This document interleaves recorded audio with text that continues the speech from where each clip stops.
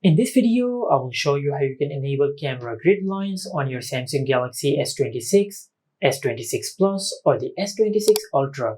Now to enable the camera grid lines on your Samsung phone, first of all, just open the camera app, then tap on the four dots over here.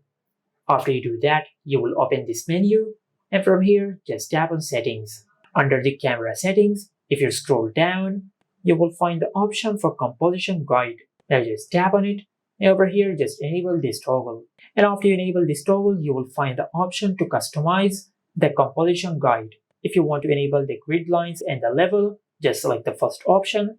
But if you only want to enable the grid lines and if you want to disable the level, then just select this option.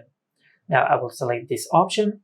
Now after you do that, now just go back to the camera app. And as you can see, we have successfully enabled the camera grid lines on our Samsung phone. And this is it. Make sure to like, comment, and subscribe. Thank you for watching.